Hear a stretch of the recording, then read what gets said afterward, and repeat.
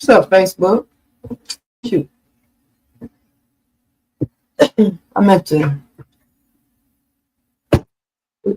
plug up my microphone. Let me get on Facebook. Okay, first and foremost, let me preface this. So, if it sounds like I'm talking about you, I probably am. I have a lot of conversations with a whole lot of people, and there's just been this common theme, and let's keep in mind the reason why the common thing stands out to me is because I identify with it also. So as I share today, I'm sharing from a place of experience. Let me focus on this. There I am. I just want to make sure this volume is some kind of something. There we go. I just want to make sure this volume. There we go. Yeah. So I wanted to go live today to just kind of ramble a little bit, as I do, or at least try to every Sunday. A lot of times I do it by way of a master class. I was doing Sunday vibes for a while. I'm calling this Sunday school now. Anytime I go live on Sunday, I'm just gonna call it Sunday school, because I just be schooling myself on things that I've learned and challenge myself to apply them. And then I want to share that with y'all, right? Right. Let me share this. Again, the reason why I preface it as saying, if you feel like this is for you, then it is. It's because what I'm saying is relative, right? Anything I say is going to be relative to you. You'll be able to relate to whatever I'm speaking about in whatever way you relate to it. Even if it is you relate to it in a way as that shit don't have nothing to do with me. And if that's the case, then hey, that's the case. But I do believe that what I'm about to talk about is relative to everybody. I just want to make sure I shared it everywhere I want it to be shared.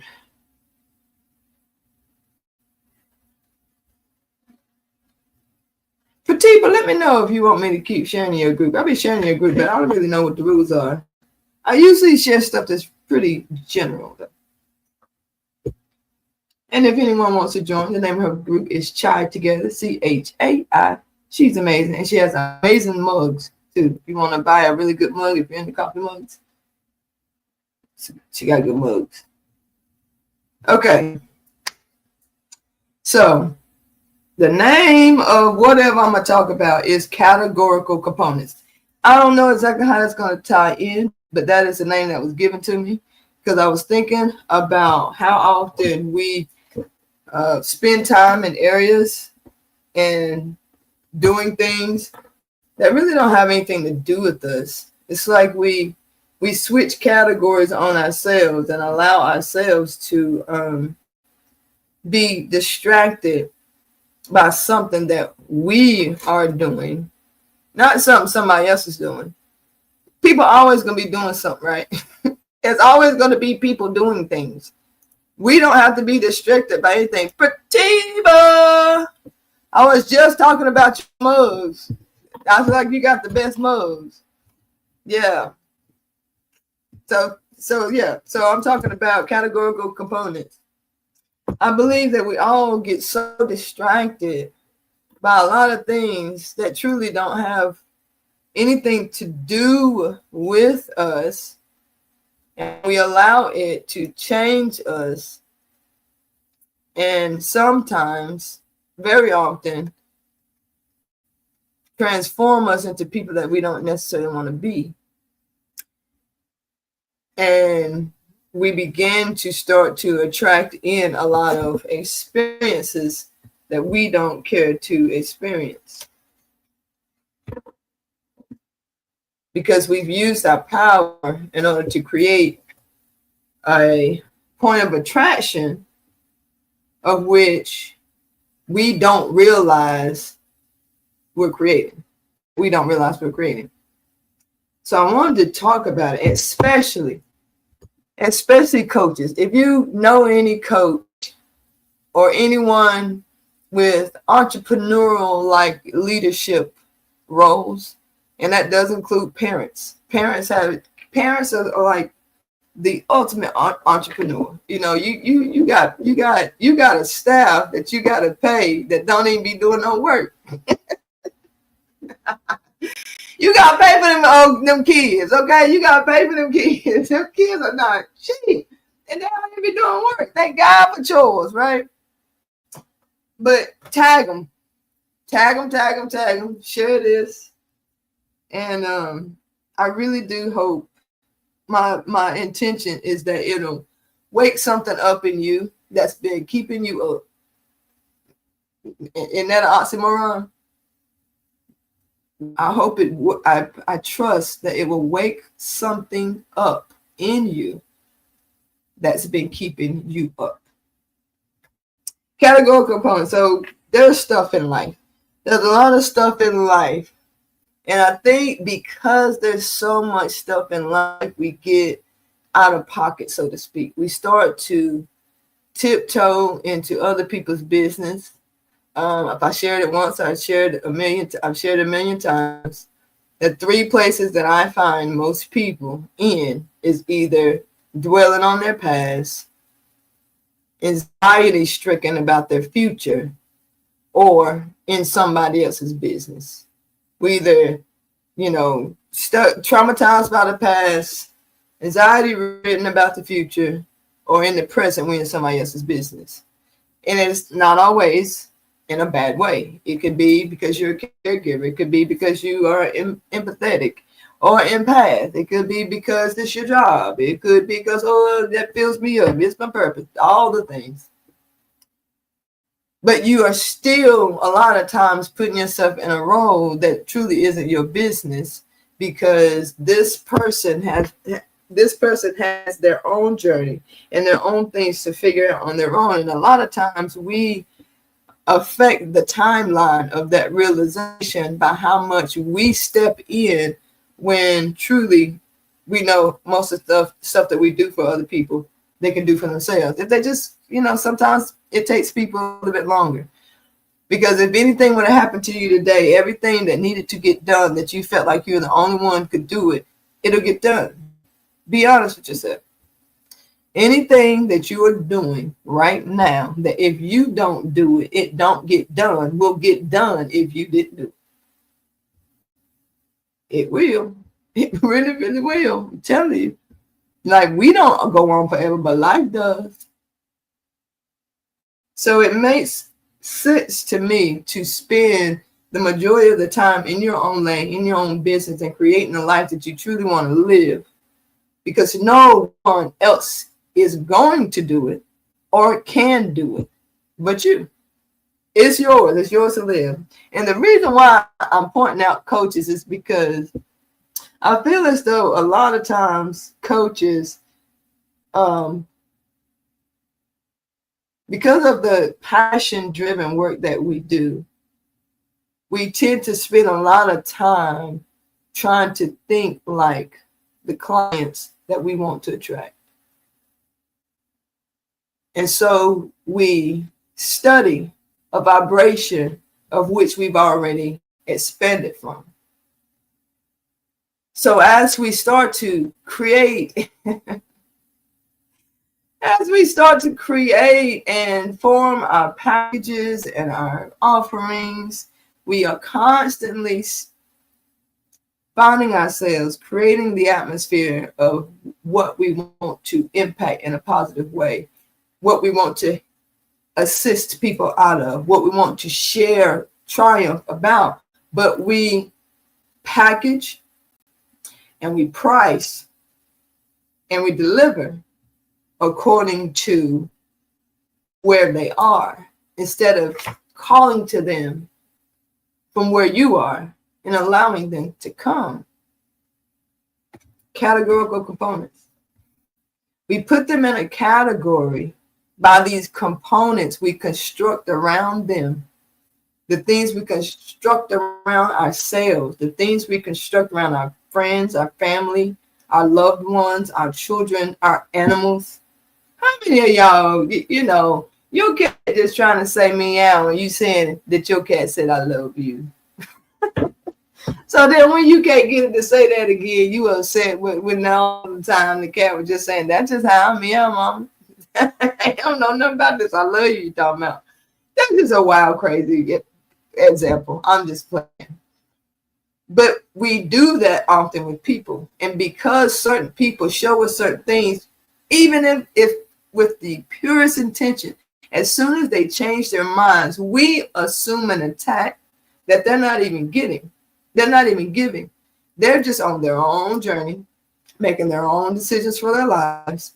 And it happens to affect us because now we have taken a part of us, attached it to the part of them that has told us the part of them that we've said is supposed to be a certain type of way because it's what we witnessed. How many things have you witnessed yourself do? You like, that's just not me anymore. It didn't take, it was very slight to you because you were going through the journey of that metamorphosis. But on the outside looking in, sometimes it just looked like a switch up. When you've been contemplating this thing and working on this thing, so when you start to show up to people in a certain way, they think, oh, she done changed. But you're like, nah, this has been an expansion of myself. But we hold other people to that same thing. Like all of a sudden he just lied, or all of a sudden he just cheated, or all of a sudden she just switched up on me. All of a sudden she wasn't loyal no more. All of a sudden, and we carry that. We carry that fault with us. You know, a fault truly is just a way of a decision, in my opinion. Something happened and it created a way in that decision. So we carry that fault, that way of decision of someone else as if it was ever our decision to be made. Categorical component. So when I first started, I was talking about how I came to this realization. I was in the shower, or we got the name Categorical Components. I was in the shower and I was listening to Abraham Hicks. And she was talking, she talks a lot about source, God, energy, and how many times we categorize our experiences based on the components that show up in our lives. And I started thinking about how many components it truly is. And that thought process took me to a place so deep inside that it's the reason why I'm going live today. What's up, Dana? You love Abraham? Me too. Abraham is the truth. And she was just talking about how we get away, like when we're feeling negative emotions and we're feeling anything that's not in alignment, then that means we're further from our center place, our best place of balance. And I like to call it, we in somebody else's business. And again, not because we're nosy, not because we're intruding, but because we are genuinely good people. And it's in our nature to be solution-based. So when we see people hurting, when we see people lacking, when we see people going through experiences that we know we too have been through at some time in some capacity, again, especially us coaches and leaders, we tend to want to gravitate to them first and foremost because the part of them that are seeking meets up with the part of us that really wants to give. But that experience ends up taking a fault. And that fault is when that purpose-driven core of the person attaches to the purpose seeking soul of the other person, and this exchange happens.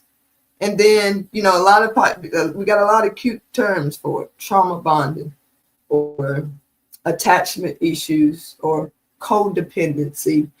So many things we want to call it. What's going on, Charmaine? We call it so many different things, but truly, all it is this is your center, and baby, you leaning too much. You leaning too hard in on where they are. Now, you help from this stance. You help from your center. You should help from your core. You help from being solid in who you are, not giving of who you are, but being who you are. But a lot of times we want to give without feeding into ourselves. And a lot of times we get it misconstrued because we think receiving has to come from other people. The reason why it's always off when you're giving too much is because you're not supposed to be giving at all. You're supposed to allow yourself to be so filled that anyone who comes around you will be nourished by the extra. Didn't that feel good? By your overflow. Because you got knowledge to share, knowledge to give, like getting on Facebook for free. Sharing everything you know with the people who need to hear it. Now, a one-off, hey, that's where, you know, hey, you negotiate what's your time and your fee and all that kind of stuff. But we don't have to assume responsibility for people's outcome in order to give them tools to make better decisions. Categorical. We got to make sure that we're in the right lanes. We got to make sure that the components that are showing up around us doesn't take over us. I hope I'm making sense to y'all. Because I'm on one. Do you? You heard me? Because I'm on one. So, as I was realizing how much I needed to go within, clean heart, free spirit, absolutely, I had to go pretty far in order to call back my energy from so many spaces, so many people, so many responsibilities, so many mistakes, so many bad decisions that I made along the way, so many things that I didn't say that I should have said, so many things that I said that I probably should have kept to myself. You know, we go through these things, back and forth, back and forth, back and forth. But let somebody else come up, right, with a good old juicy problem. We drop everything we got. We drop, oh girl, you know what? What you need to do is this, and that. And yeah, girl, I know. Da, da, da, da. And we give and we give and we give and we give. When truly, if we were constantly feeding into ourselves, what does that song say? Let the life I live speak for me. People can learn so much from you by the way you're being. But how much time do you really spend being who you want to be instead of trying to just get through the day or tolerate somebody or not say too much and not be too much? Tell me, I want everybody to type in the space one time right now. If you feel like it. It's not necessary, but I would love it. Outside of your spouse, and some of you might not even be able to put your spouse, okay? I don't know your situation, but I know a lot of situations. Where is it somewhere that you go that you don't change anything about yourself? Is there anywhere that you go that you are completely and 100% unedited? Like you ain't, and I'm gonna name some categories for me. Now, y'all may not be able to relate, but for me, you know one thing I noticed? Baby, I stuck in my stomach in so I can appear a little bit smaller sometimes.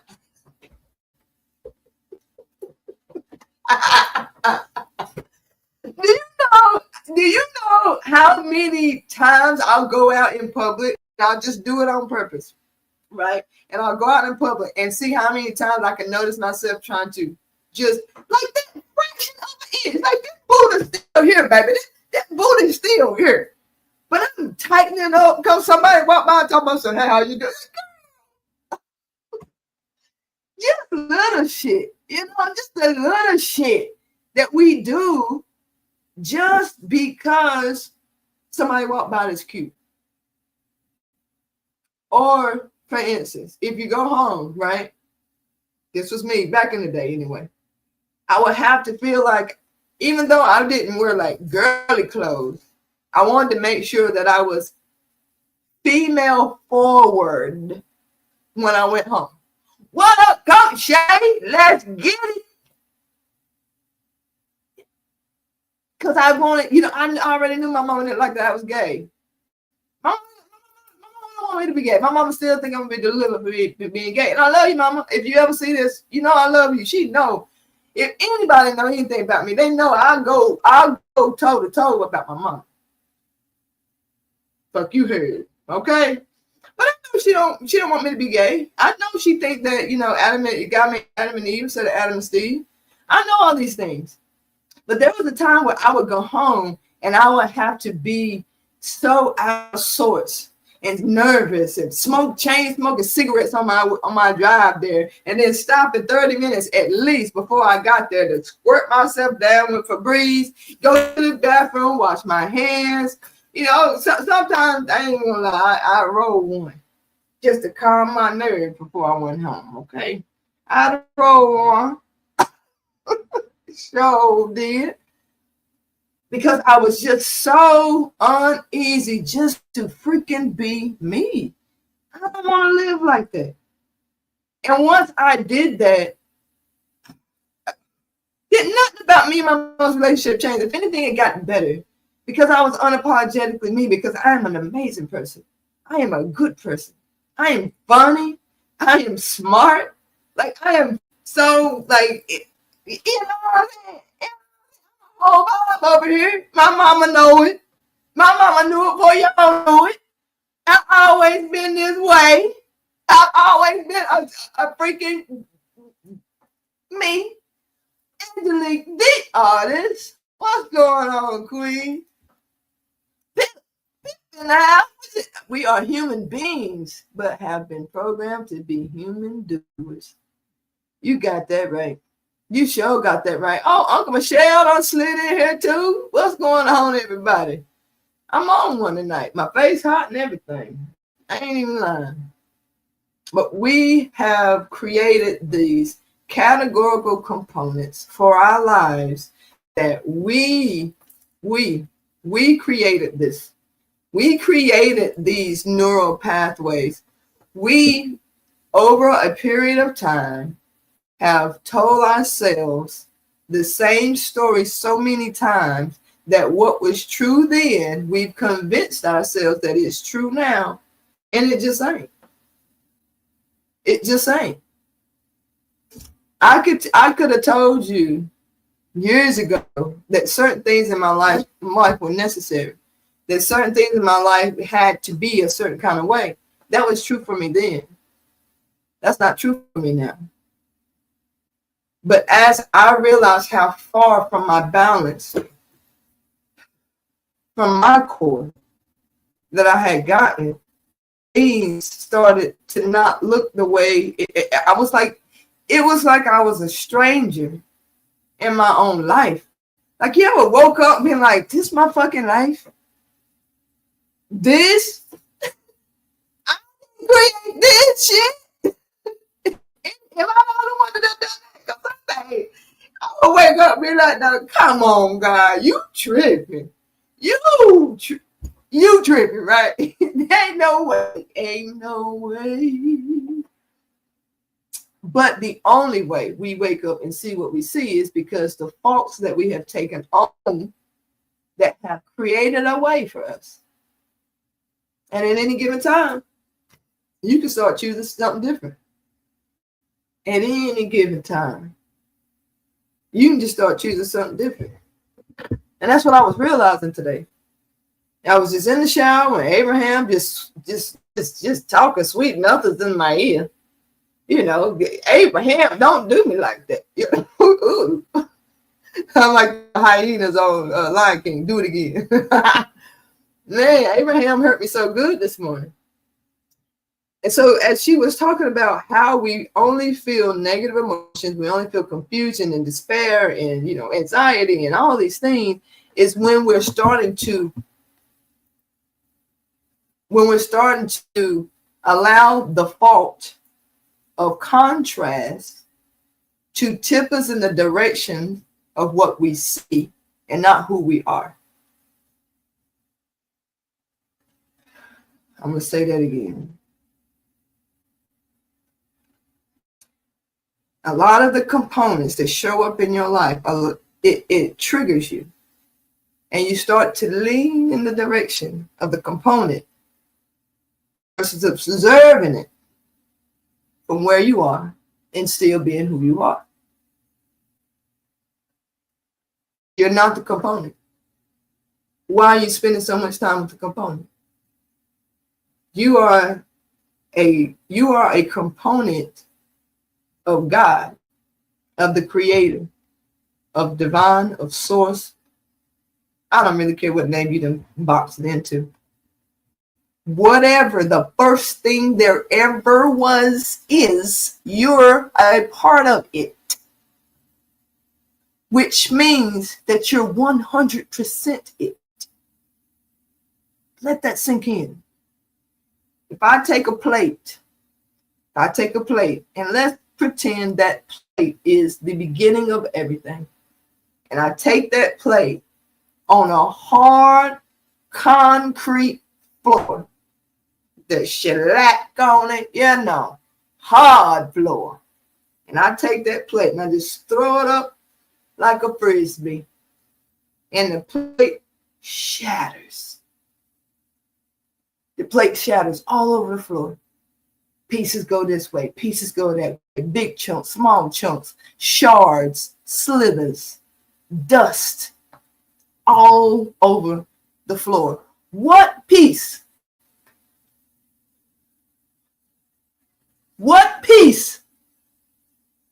is most important to get the plate back together, whole and complete? It takes us all, but only from your piece.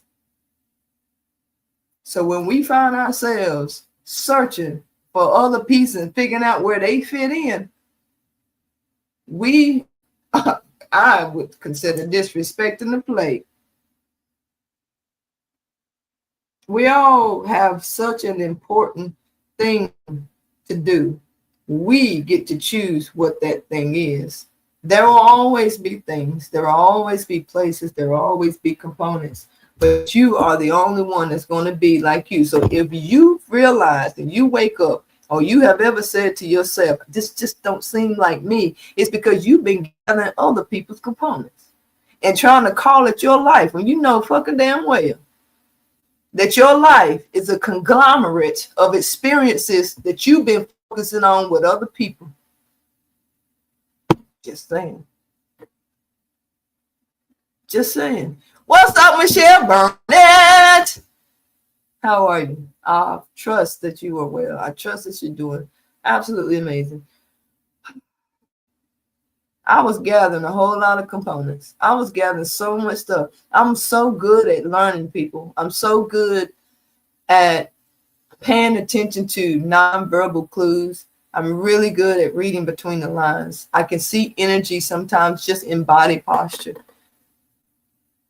There's certain qualities on certain people. I can look at them and tell if they got hay fever, especially with white people. I can tell if a white person has really bad hay fever just by looking at some of their characteristics about them. I've been able to tell people on the spectrum that didn't know they were on the spectrum. I'm a really, really good judge of people. Right, Michelle, fucking damn well. I'm just saying. Oh, good. I'm glad you're blessed, Michelle. But I'm a really good reader person. The return on that investment of learning people so well was that I became such a chameleon that I wasn't quite sure if that's just who I was or if that's who I had created and believed for a very long time. Because there's a difference. There is a difference. Where did I put my little piece of paper? Where is my paper? And I'm going to tell you what the difference is. Well, again, I'm going to tell you what I feel like the difference is. A lot of times we make decisions, and decisions are very important. And I would say, as a coach, one of my goals is to empower people to make better decisions, not necessarily to see them out, because some decisions that you make don't really come to fruition, and that's what frustrates us a lot of times. A lot of times we start down a path and we're so out of touch with our instinct, we don't see when we need to veer off. One road, like for instance, I can get on the road. That don't mean I want to go where that road take me. That road takes me to another road that I need to get to, that I need to get on. And a lot of times we block our blessings and we block our path, and we block our inner hearing and knowing that we're being guided in a different direction, that we a lot of times like to abandon our ideas. We like to abandon and think that we've done something wrong. We think that we haven't went down the right path, and that's just not the case. A lot of times. A lot of times, as God is saying, a lot of times we go down the road and we see where we are, and it becomes a little foreign to us.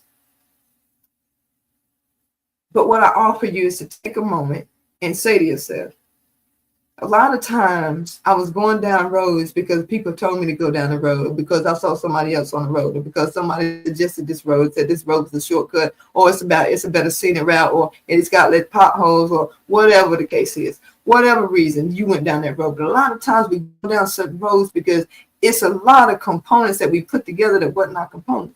It was a lot of opinions that we put together that wasn't our opinions. So we don't recognize when we start releasing things and we start letting go of those things, and we stop allowing people to deter us from what we're really feeling. It seems a little foreign. We'll find ourselves in places that may not quite look right because it's unfamiliar, because we haven't really built up that muscle of making those intuitive decisions for ourselves versus making decisions based on historical data. So those components that you've been gathering needs to be analyzed, let go, and then recalibrated to who you are, who you want to be, and what you want to see in your life. There was something that I want to read, if I can find it.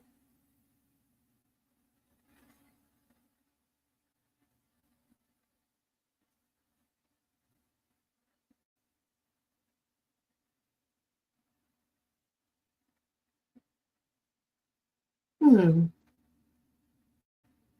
don't know where I wrote it. I might have left it at work, because it ain't this right here.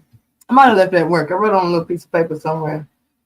So anyway, so as we're making decisions, I feel like I'm such a good judge of character because I have learned how to make decisions not based on my personal preference, but by my gut instinct about what's going on around me.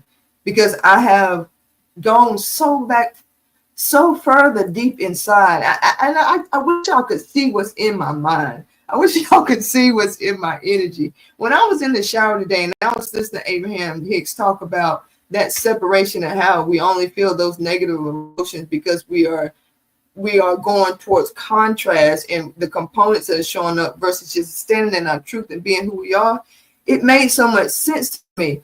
It's like, the Michael Jackson video where he got them, he does the lean, or either like how clown shoes, like no matter how far you lean forward or back, the clown shoes hold you up, that type of feeling.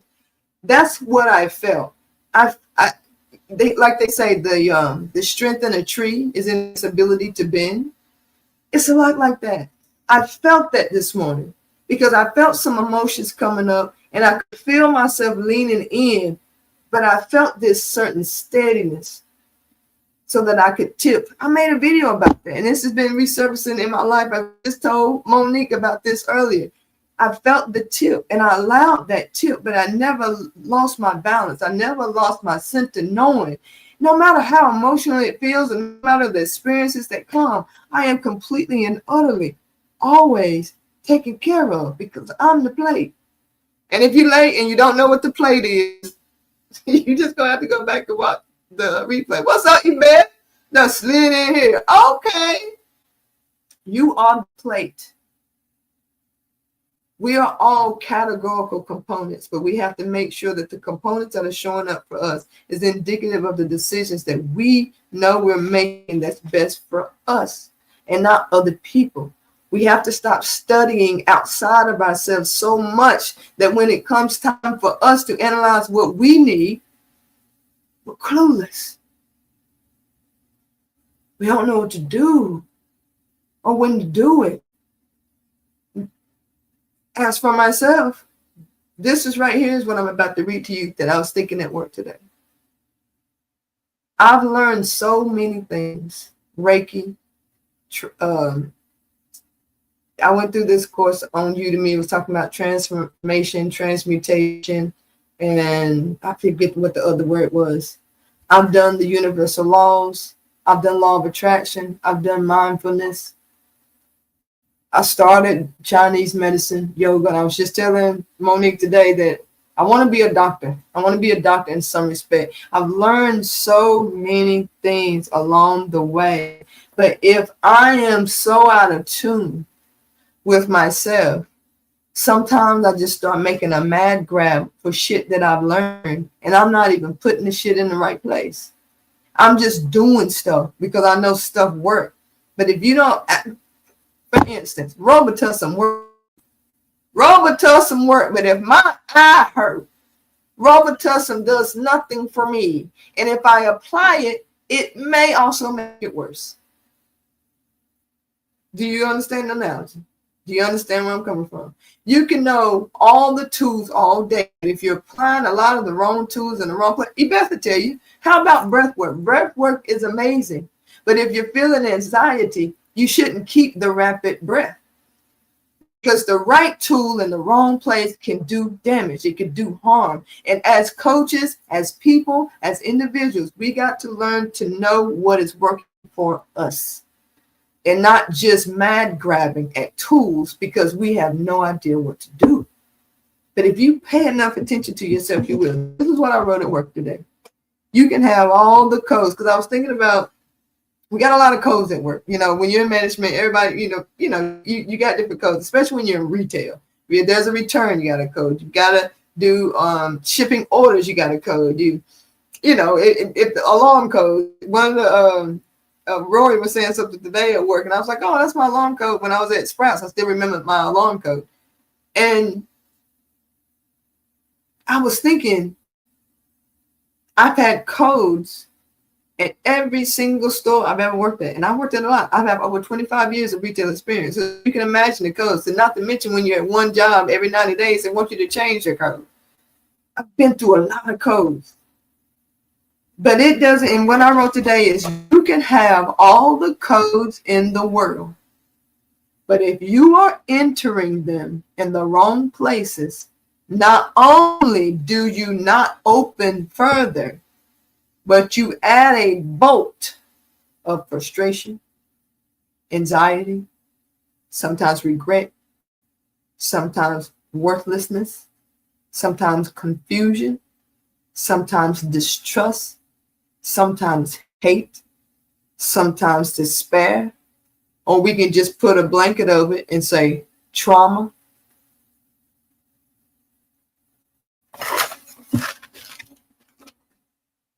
Listen, there's a cheat code to life, and I'm about to give it to you. It's you. It's you. I'm complete. Carry on.